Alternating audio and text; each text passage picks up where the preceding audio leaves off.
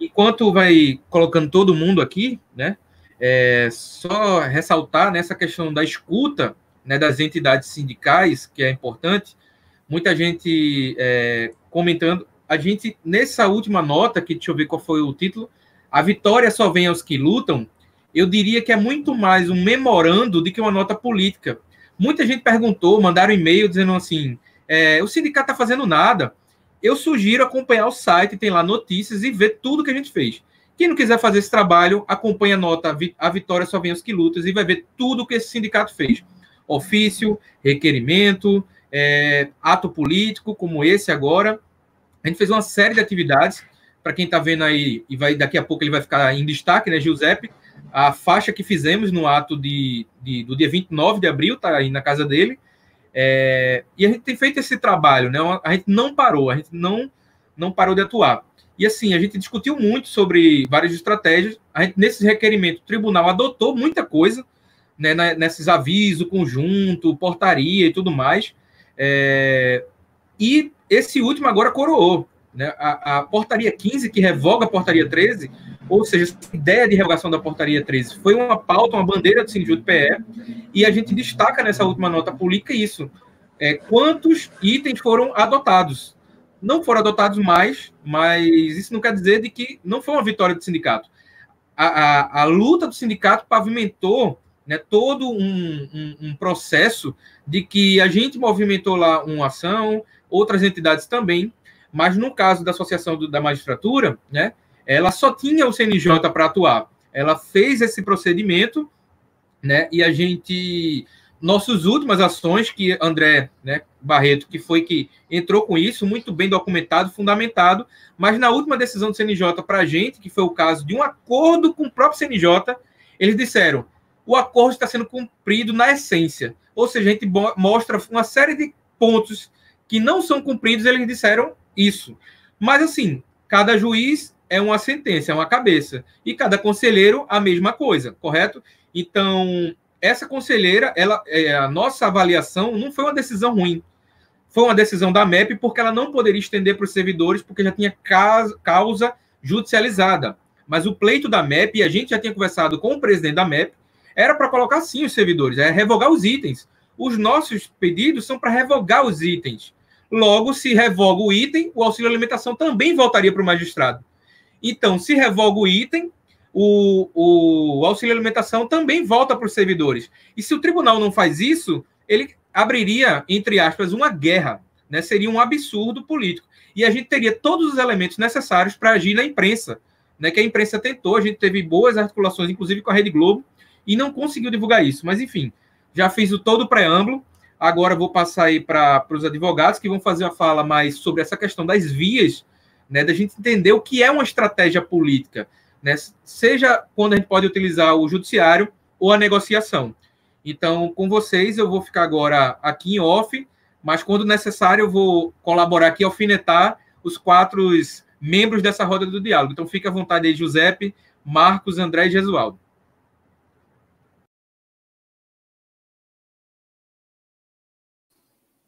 Estão escutando aqui? Todo mundo? Né? Boa tarde aí, Giuseppe, Marcos, André. A gente combinou aqui, eu e André, de eu começar um pouco e depois ele pegar mais um pouco sobre essa questão prática, que foi essa questão das portarias, né? Da portaria 13, aí ele vai esmiuçar mais essa questão. Mas com relação a essa questão da luta, né, em defesa dos direitos, que hoje estão ameaçados, mas não somente pelo esse período da pandemia, mas já vem ameaçados já durante algum tempo, a gente tem algumas vias de luta. Né? Primeiro, a luta política. Né? Acho que a luta política ela não pode ser colocada de lado, né? Porque, sobretudo, o direito é fruto dessa luta.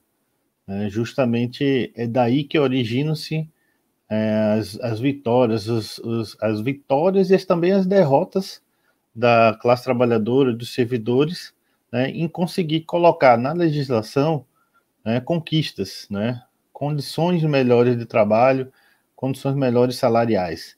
Então, a luta política ela não pode ser dissociada, né, da luta jurídica, né? E a gente tem uma perspectiva, muitas vezes, dentro do próprio judiciário, né, dos servidores, de querer um pouco de buscar utilizar um instrumento que é justamente para pacificar a sociedade, que é o Poder Judiciário, para tentar resolver as nossas lides. É verdade que, né, dentro da teoria, né, o Judiciário ele vem para justamente fazer a composição entre os interesses antagônicos, né, com a decisão judicial. O problema é que, além dessa decisão judicial no país ser bastante morosa, né, hoje a gente tem uma tendência muito grande dos tribunais inferiores e também dos tribunais superiores a considerar que a judicialização ela é uma via muito estreita. Eu vou alguns exemplos eu vou citar, inclusive da própria categoria dos servidores do judiciário, né? Mas quais são as grandes dificuldades que a gente enfrenta? Primeiro, dentro da via judicial, nós temos prazos em dobro para a fazenda pública, nós temos o duplo grau de jurisdição obrigatório, isso, inclusive, independente do Estado recorrer ou não, o tribunal ele tem que se colocar, né, ou seja, tem que ser analisado novamente pela segunda instância. E, no final, se a gente obtém uma sentença de mérito favorável, o pagamento disso será através de precatório, ou seja, através de uma inscrição de um crédito para pagamento, né, diante de uma ordem, né, uma ordem de inscrição, no ano seguinte à inscrição. Né? Então, tem todos esses problemas e, além disso, a dificuldade, inclusive, de subir alguns recursos extraordinários ou recurso especial para os tribunais em Brasília, em função da súmula 280 do STF, que afirma que quando a questão se tratar de discussão de lei local, não cabe recurso extraordinário. E rebatimento, o recurso extraordinário, o recurso especial também é negado seguimento em função disso, ou seja, e geralmente as nossas questões elas são de matéria local, ou seja, a gente está debatendo lei local, né? Não é em torno da Constituição ou da interpretação, né, de algum tribunal. Em geral, é sobre lei local. Então, existe esse óbice também. Né? Então, além dessas questões processuais, né, sabendo que um processo é moroso, né, senão o nome não seria processo, infelizmente, no judiciário brasileiro. Nós temos uma via crucis.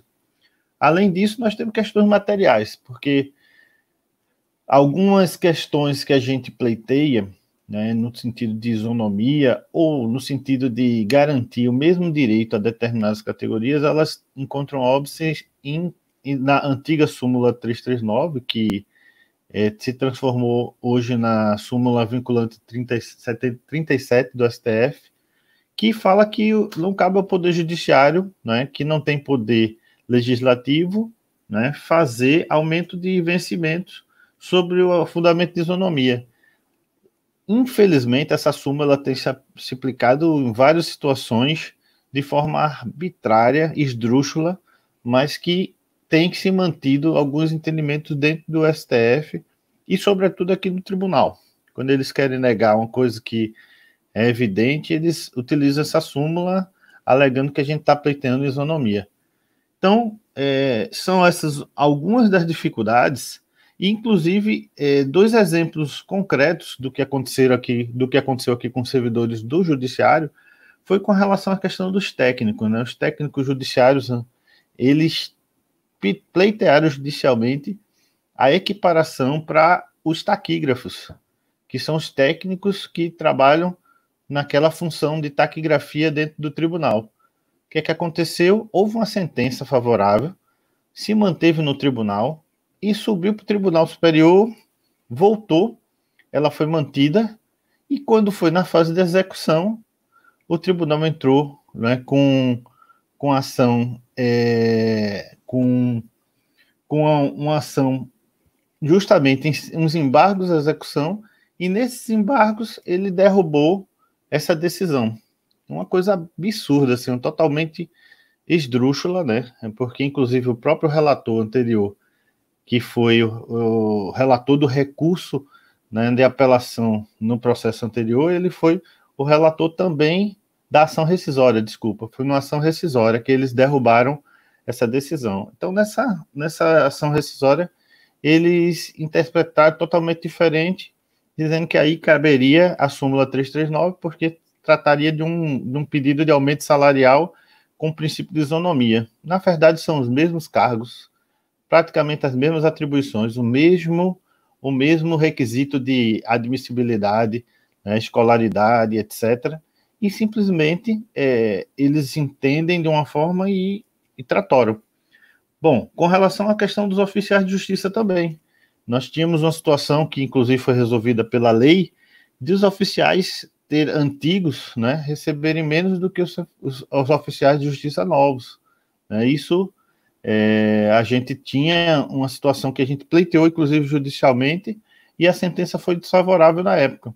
E eu tinha orientado dizendo o seguinte, que a única saída é a via política, para que a gente pudesse pleitear digamos assim, a reparação desse prejuízo, dessa anomalia, dessa distorção, né, no plano de cargos de uma categoria que trabalha a mesma carga horária, né, fazendo as mesmas atribuições e recebia menos do que outros. Então, isso aí, inclusive, foi um dos exemplos de que a gente conseguiu pela luta política. Isso aí, notoriamente, em vários momentos da história, a gente, quando atribui ao Poder Judiciário, a um terceiro, a possibilidade de resolver nossos problemas, a gente, na verdade, a gente está delegando. E essa delegação, você está abrindo mão, inclusive, da sua capacidade de lutar para aquele direito, ou seja, de exercer. Lógico, a gente tem várias formas de lutar pelo direito. Não é somente na greve, que também é outro problema, porque quem julga nossas greves são os próprios desembargadores daqui, de acordo com o mandado de junção lá, né, em Brasília. Então, além da greve, nós temos outras formas. A gente precisa, inclusive, agora, da mesma forma que a gente inovou nessa Covid, nessa quarentena, a gente inovar também nas formas de luta, que eu acho que a gente só sendo uma categoria participativa, com influência na sociedade, a gente consegue nossas vantagens, nossos direitos, né, para poder ter uma condição melhor de trabalho, uma condição melhor de salarial. Bom, eu não sei, eu acho que foi mais ou menos o que a gente tinha esboçado nesse papo aqui, e eu estou aberto aí à discussão, a perguntas. Passa a bola aí para André. Gente, boa tarde. Primeiro queria saudar todos os servidores e servidoras públicos. Então, viva aos trabalhadores e trabalhadoras do Brasil e também um viva aos servidores judiciários. Então, pegando um pouco o gancho do que Gesualdo falou, primeiro que assim, a gente tem uma dificuldade grande que é aquele órgão com quem a gente, digamos assim, aquele poder com quem a gente negocia, a gente trava todo o diálogo, toda a construção política, digamos assim, de ganho de direitos, é também o poder que julga caso a gente judicialize. Então, é um pouco a lógica de que, digamos assim, contra quem a gente demanda, também em certa medida, também com quem vai julgar o que demandamos, se entramos na justiça. Então, isso é uma coisa que a gente sempre conversa com a diretoria, de que a gente tem que estar ciente disso, que a prioridade é a negociação. Prioridade é a negociação porque, digamos, é o processo de luta e mobilização que constrói direitos. Isso foi com a construção dos direitos dos trabalhadores, a formação da CLT e depois a formação dos estatutos de direitos dos servidores públicos. Então, é do processo de luta que esses direitos são afirmados, principalmente pela via legislativa. E aí, assim, a questão da negociação coletiva, os servidores públicos têm uma dificuldade porque no Brasil até hoje não há regulamentação de como ser feita a negociação coletiva dos servidores. os trabalhadores seletistas, a negociação coletiva, ela resulta em um acordo ou convenção coletiva. No caso de servidores, como o Brasil não aderiu, não assinou a Convenção 151 da OIT, então, que regula essa parte da, digamos assim, da greve e também da negociação com o serviço público, então temos essa dificuldade, não temos um rito orientado a isso. E essa, qual é a grande dificuldade, então, não ser um espelho entre a situação dos trabalhadores privados e dos servidores públicos? É de que simplesmente para os servidores públicos se reconhecer um direito, se criar uma remuneração, uma verba remuneratória, é preciso de uma lei dispondo sobre isso. Então, essa é a nossa grande dificuldade, né? Tudo depende de ser aprovada uma lei e que, em geral, quem tem a competência de enviar um projeto de lei para o legislativo sobre esse assunto digamos, de criação, afirmação de direitos dos servidores, que isso gera despesas, claro, orçamento público, é o próprio Poder Judiciário, no caso de vocês, no caso dos servidores judiciários. Sobre o caso concreto nosso, queria, digamos assim, destacar o que já foi dito nas lives anteriores, de que, desde a edição da Portaria 13, se buscou primeiro a negociação. Então, nos primeiros dias, tivemos várias reuniões com o sindicato, vários debates sobre o conteúdo da portaria e seus efeitos, e o sindicato primeiro buscou a via administrativa. A questão é simplesmente que o Tribunal de Justiça quase que ignorou o sindicato e não deu resposta naquele momento inicial ao requerimento administrativo feito. E a questão é, a portaria foi editada, salvo engano, início de abril, 1º de abril, fim de março. E assim, o corte começaria a haver, a redução dos auxílios começaria a haver já no mês de abril. Então, tínhamos que agir na questão de caráter de urgência. Então, se tinha um prazo, tinha um limite para, digamos, a via administrativa ser esgotada.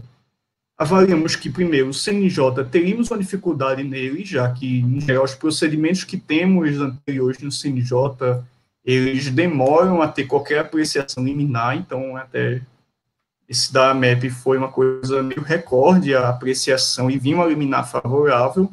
Em geral, o que temos anteriores com os servidores são de sempre liminares negativas, e, principalmente, o debate sobre qual é a via judicial adequada a se adotar é que fizemos toda a questão. Assim, seria melhor uma ação coletiva, primeiro, não fazer ações individuais repartidas, porque isso seria um trabalho hercúleo e teria várias decisões conflitantes. Uma ação coletiva permitiria, então, ter uma decisão única e concentrar isso em um único órgão julgador, no caso, as varas de fazenda pública da capital. Cogitamos um mandado de segurança coletivo, cogitamos muito, debatemos muito. Na verdade, a proposta inicial era de um mandado de segurança, só que no debate a gente começou a fazer no jurídico sobre se seria adequado o uso do mandado de segurança. Então, o Jesuíno conversou vários dias sobre isso. Não seria interessante porque ele cairia como realmente de fato caiu no caso da SPJ, no próprio segundo grau. E o segundo grau a gente já tinha avaliado politicamente, ou seja, a estratégia jurídica tem que estar colada com a estratégia política. A gente avaliou que dificilmente teríamos uma liminar favorável no caso do segundo grau. E é por isso que a gente busca uma ação coletiva, então, no procedimento comum, porque ele estaria sendo julgado em alguma das varas de fazenda pública, onde teríamos, talvez, mais chance de ter uma liminar. Como vocês tiveram conhecimento e puderam ver as decisões, primeiro, o juiz ele deu aquele despacho mandando o TJ juntar documentos, digamos assim, justificativas, motivações para a edição da portaria, mas ele, na decisão que ele deu posterior, ele esbarrou nossa situação na legitimidade do sindicato.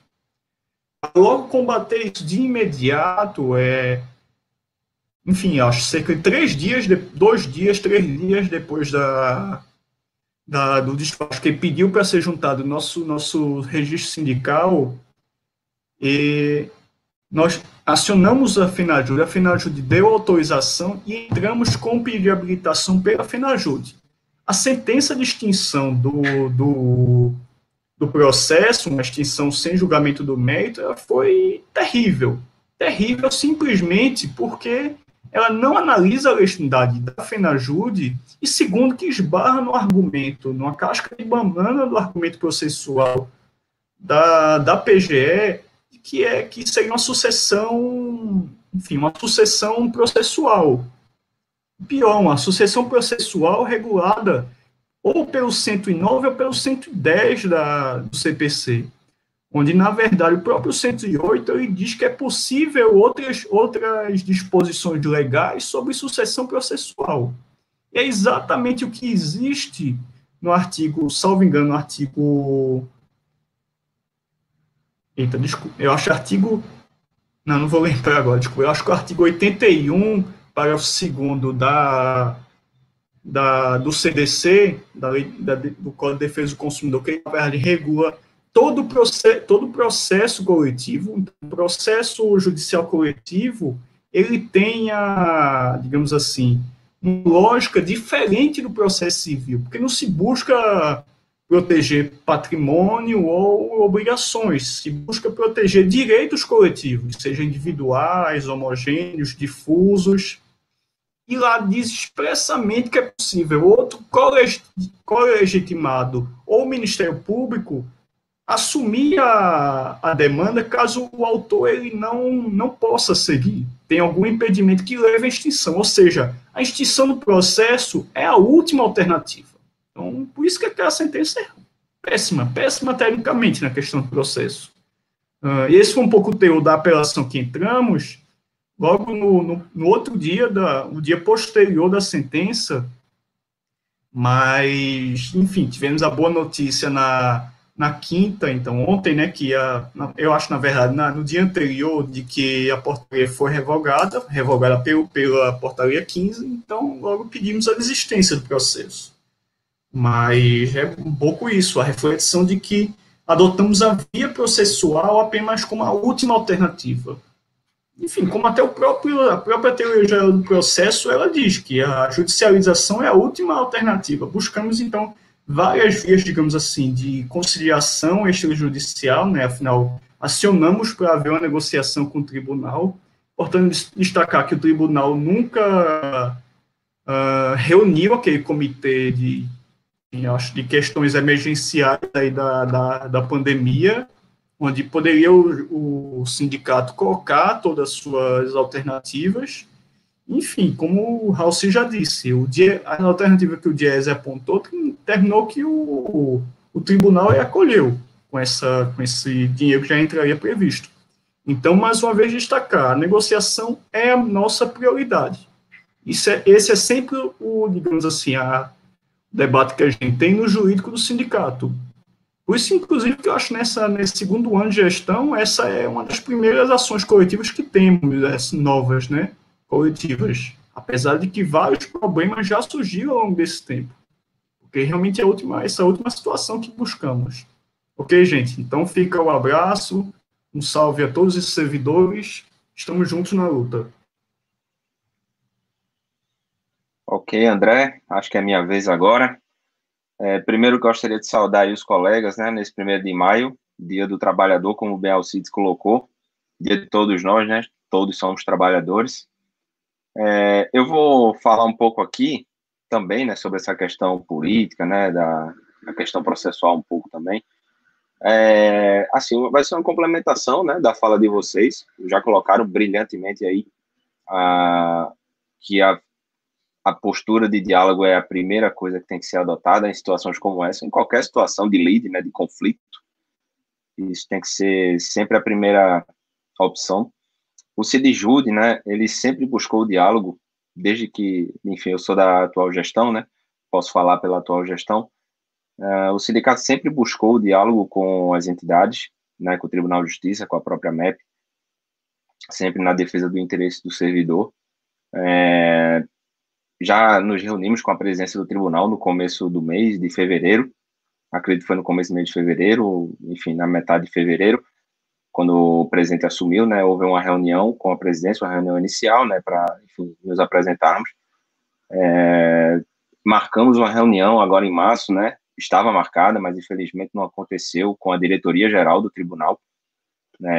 Ela iria acontecer, eu não me recordo a data exatamente agora, mas infelizmente a pandemia veio e atrapalhou esses planos, a reunião teve que ser cancelada, mas isso demonstra, né, que o sindicato, ele sempre tem a intenção de dialogar com os representantes do tribunal na busca da defesa do direito do servidor. E é importante a gente reforçar isso, porque a gente verificou muitos comentários de servidores questionando, poxa, o sindicato judicializou a questão e não buscou o diálogo com o tribunal. Na verdade, não foi isso que aconteceu. O tribunal é que não quis dialogar com a gente, como bem colocou o nosso advogado aí, o André Barreto. Várias tentativas foram feitas, né? A gente, quando tenta conversar com o tribunal, a gente fala primeiro diretamente, através dos contatos mesmo, do telefone, né, que temos com algumas pessoas ligadas à gestão do TJ. Tentamos os contatos para obter informações, né, prévias, mas, enfim, as informações não chegaram, né, dessa atual gestão do tribunal. Então, o Sindijude partiu para os ofícios, né, para fazer as comunicações formalizadas. Encaminhamos vários ofícios pedindo para que o tribunal, no caso, por exemplo, quando houve o corte do Ministério Público, o Sindijude comunicou ao TJPE que queria transparência, que não houvesse adoção de nenhuma medida que diminuísse, né, a renda do trabalhador, a renda do servidor. Enfim, várias comunicações foram feitas e o tribunal realmente não nos respondeu, nos ignorou na maioria das vezes, e isso nos forçou a buscar, né, aquela saída que é a mais difícil, que é a extraordinária, que é a judicialização. É extraordinária essa saída, né, uma saída muito excepcional, porque, enfim, existem várias dificuldades nessa judicialização, como o Gesualdo colocou na primeira fala, e particularmente para os servidores do judiciário, é uma dificuldade dupla, porque, como já foi colocado também, o nosso patrão é que vai julgar a ação. Então, é como se a gente, né, fazendo uma metáfora aqui, a gente tivesse uma dificuldade com o nosso patrão no nosso ambiente de trabalho, e a gente saísse daquele ambiente, fosse para a casa do patrão, apontar o dedo na cara dele e dizer, patrão, você está errado naquela questão do trabalho, você tem que voltar atrás no que você fez na casa do patrão. Ou seja, é uma tática muito complicada, mas era o que restava naquele momento, diante da falta de diálogo do tribunal. Também tínhamos a questão do tempo, né, que estava muito curto, porque os cortes foram anunciados na segunda quinzena de março, mais ou menos, lá pelo dia 20 de março, né, foi anunciado o corte, então a gente já tinha uma perspectiva de que no contra-cheque de abril a gente já teria o corte, como tivemos, né, então a gente tinha que trabalhar com um tempo muito curto, né, oficiamos, procuramos a via administrativa, tínhamos que dar um tempo para o tribunal responder, o tribunal não respondeu, então, como um plano B, né, como alternativa, buscamos a judicialização. É importante destacar, né, que o Sindijude sempre busca primeiro o diálogo, então eu faço a complementação da fala dos amigos, né, em relação a isso. Uma coisa que é importante, né, que também destacar, que o Tribunal de Justiça, né, como uma forma de ilustrar, né, essa falta de diálogo, o Tribunal de Justiça criou um comitê de gestão de crise da pandemia do Covid 2019, mas em nenhum momento designou uma reunião, né, com as entidades que estavam elencadas para participar desse comitê de gestão. O sindicato fez um requerimento específico, o requerimento número 3, pedindo uma reunião do comitê de gestão, mas o TJPE, infelizmente, não marcou nenhuma reunião, pelo contrário, ele saiu editando atos e atos e atos de suspensão de prazo, de trabalho presencial, né, algumas questões que tinham que ser ajustadas em relação ao oficial de justiça, assistentes sociais, enfim, o TJ saiu editando vários atos sem dialogar com nenhuma entidade, inclusive com entidades de juízes, né, representantes da magistratura. não houve diálogo nenhum. O TJ saiu editando atos, revogava, depois voltava atrás em certas coisas, enfim, demonstrando uma postura totalmente unilateral, absolutista, né, dizendo o que tinha que ser feito e depois revogando tudo a partir dos clamores que chegavam, né, porque, enfim, não houve diálogo. Talvez se houvesse um diálogo prévio com os servidores, com os magistrados, com os representantes, enfim, das categorias que trabalham no tribunal, não houvesse essa dificuldade toda, né? Quem sabe até nem a portaria 13, né, com todos aqueles cortes abusivos, no meu entender, ela tivesse nascido, né? Talvez a portaria 15 já viesse de uma vez, e não teríamos que passar por esse corte que tivemos aí no mês de abril. Eu tinha separado também outra coisa para falar aqui, sobre a estratégia jurídica nossa, que eu acho importante a gente destacar aqui. A gente entrou, né, com a ação ordinária, todos sabem, ela foi extinta ao final, né, sem julgamento do mérito, mas a gente precisa destacar aqui que ela foi muito importante, porque, se os colegas lembrarem, no primeiro despacho que o juiz deu, ele pediu ao Tribunal de Justiça informações sobre o orçamento, informações sobre qual seria a previsão orçamentária dos próximos meses, quais seriam os cenários, o quanto o corte significaria, o corte que estava previsto na portaria 13 significaria em dinheiro, enfim, várias informações que normalmente o tribunal não compartilha com os servidores, com a categoria de servidores, com os próprios magistrados também. São informações valiosas, informações internas do tribunal que a gente não tem acesso. Mas, a partir daquele despacho do juiz, foi o primeiro despacho do processo, o tribunal apresentou esses dados através de um ofício da diretoria-geral. E, naquele documento, foram prestadas várias informações, né? Inclusive as fontes que o tribunal dispunha para poder fazer o corte, né? E cenários alternativos, ou seja, o tribunal apresentou tabelas indicando se o corte do 10º fosse de 20%, haveria essa situação financeira. Se o corte fosse de 10%, seria essa situação financeira. Essas tabelas foram utilizadas na argumentação da AMEP lá no CNJ. Se vocês repararem na petição inicial da AMEP, em determinado momento, ele fala em uma das tabelas que foi apresentada pelo Tribunal de Justiça no processo movido pelo sindicato.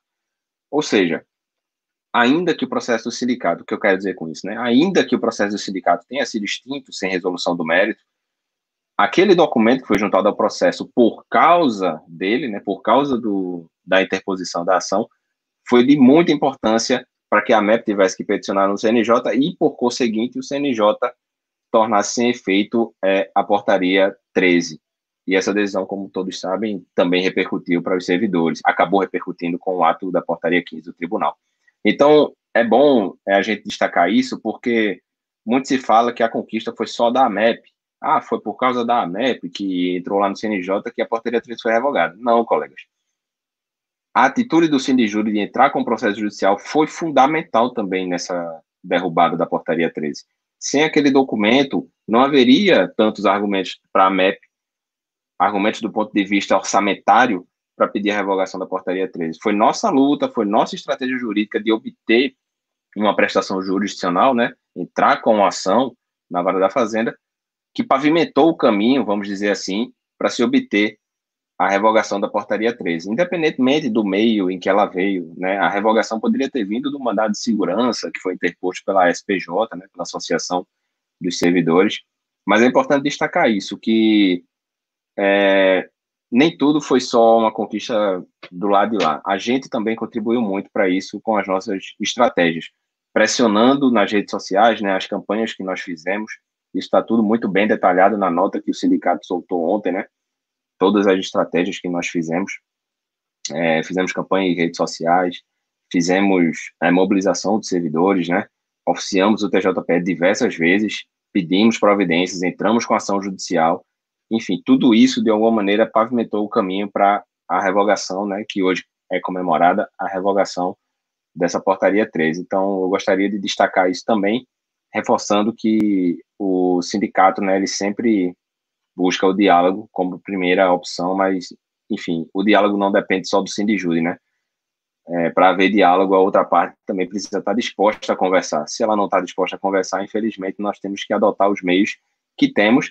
Pode não ser o melhor meio, né, o melhor caminho, mas é o que vai ter que ser adotado e enfim, foi adotado. Felizmente, a portaria 13 foi derrubada e temos que comemorar isso, né? Eu não vou me alongar aqui na fala, né? Eu só tenho 5 minutos de fala, não sei nem se já passaram os 5 minutos. Eu vou passar a palavra aqui para o nosso secretário-geral, Giuseppe, para ele complementar aqui nossos argumentos e, enfim, fica à disposição aqui também para eventuais questionamentos que forem feitos. Boa tarde a todas as trabalhadoras do Brasil e a todos os trabalhadores também. Como bem já foi frisado aqui, hoje é dia do trabalhador, da trabalhadora, e não do trabalho. O trabalho não significa nada. Eita, um minutinho só, Alcides. Só para avisar, gente, que pelo nosso horário, o assunto já encerrou. No entanto, o Giuseppe, que é o nosso diretor, também tem algumas coisas a ressaltar. O debate está muito bom, então a gente vai botar aí mais 5, estourando 7 minutos, viu, Giuseppe? Beleza. Então vou sair de volta. Esse dia é da trabalhadora, é do trabalhador. O trabalho não faz sentido nenhum senão pelas pessoas. Nessa luta sindical, essa luta ela é sempre política e jurídica. Quando a gente está lutando, por exemplo, pela remuneração, para servidor público vai sair uma lei, que é o efeito jurídico da luta política. Citando Ehring, no livro A Luta pelo Direito, a luta política, ela sempre vai, sim, desembocar no direito. E o bonito disso é que quanto mais a sociedade, o povo, o trabalhador, a trabalhadora participa, mais ela se sente dona desse direito e mais vai defender. Foi o que aconteceu agora com essa revogação. Mas vocês vejam como a coisa ela é tão misturada que até Gesualdo e André, que vieram falar da parte jurídica, metade da fala deles entraram na parte política também. Não tem como dissociar. Logicamente que, enquanto representantes de categoria, a gente luta sempre para ganhar. Só que isso não quer garantir que a gente vai ganhar. A gente, quando entra na justiça, logicamente a gente vai buscar a melhor estratégia, mas não quer dizer que vai ganhar. Quer dizer que a gente sofreu uma injustiça muito grande, como foi no caso da Portaria 13, e que tem que reagir. A reação não é um investimento, não. A reação é uma forma de protesto, da gente entrar. E a gente sabe que quando a gente entra na área jurídica, a gente entra na seara deles. Eu queria que o presidente viesse debater com a gente no microfone, com 1000 pessoas assistindo. Gostaria muito que ele viesse para a seara da gente, da fala, do argumento do povo. O argumento deles é a caneta. E a caneta, ela escreve o que ela quiser, senhores. E o TJPE, ele é um dos TJs mais fechados do Brasil, né? Vocês vejam que quando tem uma ação jurídica, por exemplo, dos servidores do TJ de Sergipe, muitos desembargadores se julgam suspeitos. Porque é uma briga direta. Eles têm total razão em se julgarem suspeitos. Aqui, eu nunca vi isso. Então, a pessoalização também existe aqui no nosso processo. Quando a gente entra com a ação que bate numa vara da fazenda, seria inocência gigantesca imaginar que um juiz, ainda mais sendo de primeiro grau, iria julgar baseado somente no direito. Ele sabe que ele trabalha no topo do ego, que uma decisão dele favorável aos trabalhadores, por mais que fosse justa, seria comprar uma briga com a presidência. E não é todo dia que se compra briga com Golias, não. A briga com Golias tem que ser a briga única. Dessa vez eu tenho que ir. Mas não foi dessa vez, não, que o juiz do primeiro grau quis fazer o justo, quis fazer o correto. Porque a gente, sim, somos o sindicato. Nós somos, sim, o representante da categoria há 30 anos. O que a gente precisa é sair da bolha. É se reconhecer enquanto trabalhadoras e trabalhadores que somos. Muitas vezes a gente pensa que a gente integra o poder judiciário, mas não. Nós somos trabalhadores. E é bom deixar claro aqui, a remuneração inicial de técnico judiciário, que é o cargo que mais existe no TJPE, é o que o DIEESE chama de mínimo. É porque o salário mínimo vigente no país, ele não dá para pagar todas as necessidades básicas de qualquer cidadão, de qualquer cidadã. O do TJ dá, mas é o mínimo. Não é nada de privilégio nem de luxo, não. Então, a gente tem que se reconhecer como trabalhadoras, como trabalhadores que somos. E que nossa luta, sim, é sempre jurídica e política. E nós, enquanto direção, nunca vamos fugir da luta. A gente sempre vai, sim, ouvir a categoria e decidir a melhor estratégia. Isso também não quer dizer que a gente não erra, mas a gente vai sempre errar tentando acertar. Então, eu conto cada vez mais com a compreensão e a participação de vocês, porque até as nossas ações jurídicas serão mais fortes conforme mais forte for a participação de todas as colegas, de todos os colegas do TJPE.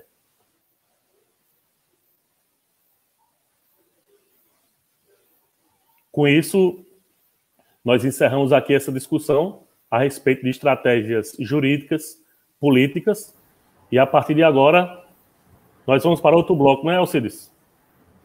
Exatamente, né? Agradecemos aí a presença de todos vocês. José vai ficar aí, a gente está chamando de sala de espera, né? Giuseppe Marcos vai continuar com a gente, para daqui a pouco, depois da fala de Paulo Rubem, a diretoria, passar uma mensagem. Então, agradeço mais uma vez aí a Jesualdo e André, brilhantemente. Valeu. Antes de passar aqui para Paulo Rubem, que já está nos esperando, eu queria só ler um outro poema, né, de Bertolt Brecht, que se chama O Pão do Povo, porque ele fala de justiça, né? É o seguinte: a justiça é o pão do povo, às vezes bastante, às vezes pouca, às vezes de gosto bom, às vezes de gosto ruim.